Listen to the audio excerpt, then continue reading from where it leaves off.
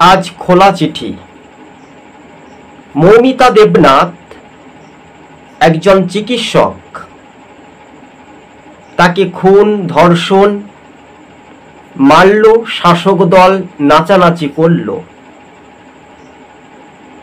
ছলনা, বাহানা, চালাকি, ফন্দি শেখ হাসিনার মতো প্রতি ঘরে ঘরে এবার রুখে দাঁড়াচ্ছে মা বোনেরা, মমতাকে ঘৃণা ধিক্কার জানাচ্ছে।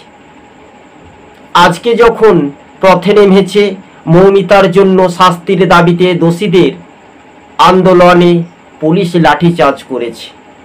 বেহা নিলজ্জিত তৃণমূলের প্রশাসনকে আমরা জানাই ধিক্কার।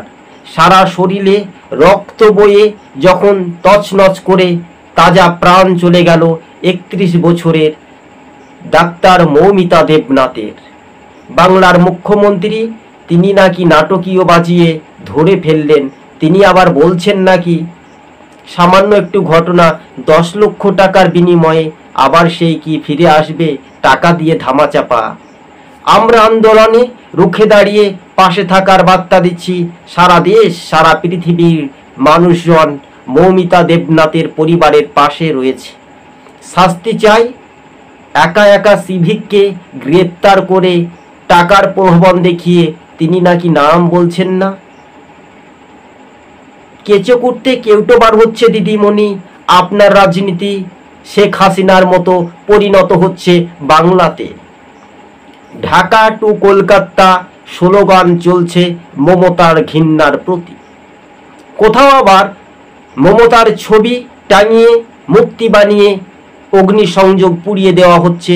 এটাই মানুষের প্রতি ভালোবাসা। মমতাকে ঘৃণার ধিক্কার জানায়। খোলা চিঠির মনে প্রতি ভালোবাসা ততই দিন। শেষ তাজা প্রাণটা চলে গেল চিকিৎসকের, যাকে আমরা ভগবান বলে শ্রদ্ধা করি। ঠিক একদিন বিচার হবে ওপর আল্লাহর কাছে। খুঁজে পাবে না দিদি তুমি তোমার চারা নেত্রীরা, যতই করোনা ছলনা। আর সন্দীপ ঘোষ যাবে কোথায় খুঁজতে পারি সিবিআই এর হাতে ধরি। সিবিআইকে দেখে নাকি দিদিমণির ভয় পাওয়ার কারণ কি? খোলা চিঠি বলতে আমরা সমস্ত রকমের পারি, ভয় পাই না সাহসের সঙ্গে প্রতি। তাই বাংলার মা বোনেরা রাস্তায় নেমে প্রতিবাদে প্রতিরোধ গড়ে তোলে। এই সরকার চাই না। শিক্ষককে নিয়োগ করে বেকার যুব ছাত্র যুব। মমতার ঘৃণার প্রতি আশঙ্কা বাড়ছে বাংলার ঘরে ঘরে। মা বোনেদের নিরাপত্তাহীনতা কোথায়? টিভি সকাল ইউটিউব চ্যানেলটি আপনাদের সঙ্গে আমরা প্রতিবেদনটি তুলে ধরেছি। প্রতিবেদনের সঙ্গে সরজমিনে আপনারা ধৈর্য সহকারে দেখার পর ভিডিও ফুটেজগুলো সম্পূর্ণ দেখবেন।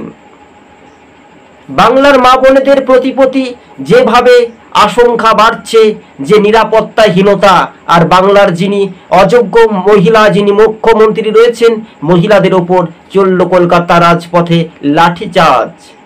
ছি ছি ছি, ধিক্কার জানাই এই রাজ্যের অযোগ্য তৃণমূলের সরকারকে।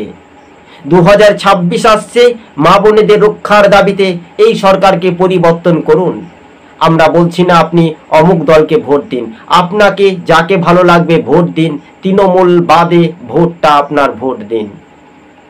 খোলা চিঠি মনে পড়ি, কেঁচো কুটতে কেউটো বার করি। তৃণমূল সরকার হাই হাই, ছি, নাটকবাজি কম করো, ছলনা বাহানা।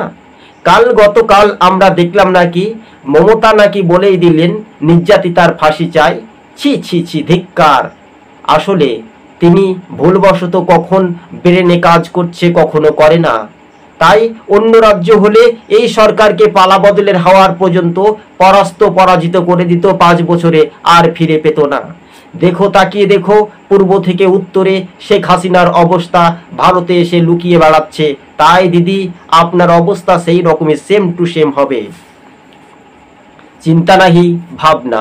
আজ যারা খেলোয়াড় প্রতি মোহনবাগান থেকে একেবারে সরাসরি তারাও কিন্তু প্রতিবাদ করেছে। আজকে আগরতলার রাজপথ থেকে প্রতিটি রাজ্যে রাজ্যে একই চিত্র দেখা যাচ্ছে।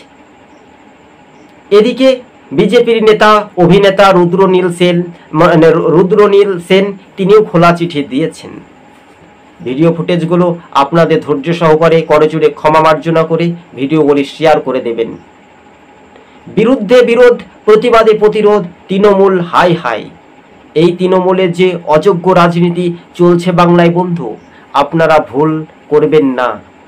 তাই যে মৌমিতা দেবনাথ আরজি কর নিয়ে যে কথাগুলো সঠিক মর্যাদা দিয়ে চিকিৎসা মানুষের পরিষেবা করত, কি হয়েছিল তার দেহে শরীরের টুকরো একেবারে 150 গ্রাম 150 গ্রাম শুকানো, যে সোর যে হারমাদ বলা যেতে পারে ক্রিমিনালরা এই ঘটনায় কারা করলো, পুলিশ কি করছিল, হাসপাতালে যে দায়িত্ব থাকে সে কি করছিলেন সন্দীপ ঘোষ, শাস্তি নাহি হবে, সিবিআই এর হাতে পড়েছে, আস্তে আস্তে চোর নাহি ধরা পড়বে, আজ না হলে কাল।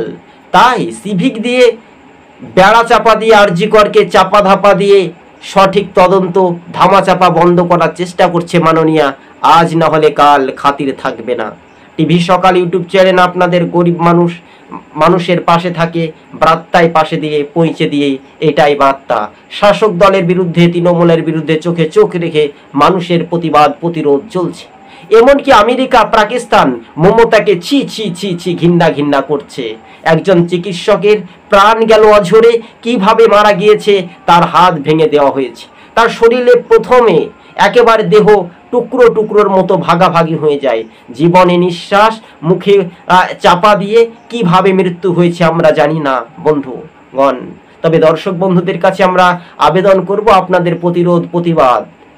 দিল্লি রাজপথে ছাত্র যুবরাও কিন্তু প্রতিবাদ করছেন সারা দেশ জুড়ে, এবং নরেন্দ্র মোদী এই বিষয়টা নিয়ে নারী নিরাপত্তা দিয়ে সুরক্ষার জন্য আরও তিনি জোরদার করেছেন।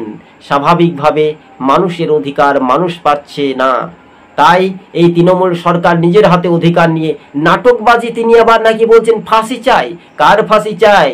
মেন হেড যারা ধরা পড়বে তাদেরকেও আমরা জানতে চাই। রাজ্যটা চলতে পারছে না, স্বরাষ্ট্রমন্ত্রীকে চিঠি দিয়ে বলুন আমি আর চালাতে পারছি না, রাষ্ট্রপতি শাসন করুন। প্রতিটি মানুষজন রুখে দাঁড়িয়ে সহ্য করছে, আর সহ নয় মমতার বিদায়ের দিন, শেখ হাসিনার মতো তাড়িয়ে দিন, এটা একটা দেখার বিষয়। মনের ব্যথা যন্ত্রণা, মনের হৃদয়ের কষ্ট, তাই সবে মাত্র তো শুরু হয়েছে খেলা খেলা বলে যারা স্লোগান দিয়েছিল মানুষের অধিকার নিয়ে, চিকিৎসকরা কিন্তু প্রতিবাদ প্রতিরোধে গড়ে তুলেছে রাজপথে।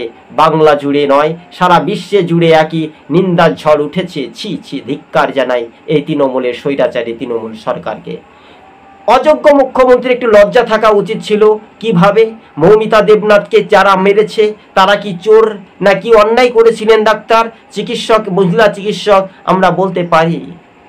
অমানবিকের যে আচরণ, আর দিনের বেলায় স্বপ্ন দেখে তিনি নাটকবাজি বন্ধ করুন। দর্শক বন্ধুগণ, আজ আমরা এখানে সমাপ্ত বা শেষ করছি। করজোড়ে আপনাদের কাছে ক্ষমা মার্জনা। ভিডিওটি ভালো লাগলে শেয়ার করুন। ধন্যবাদ।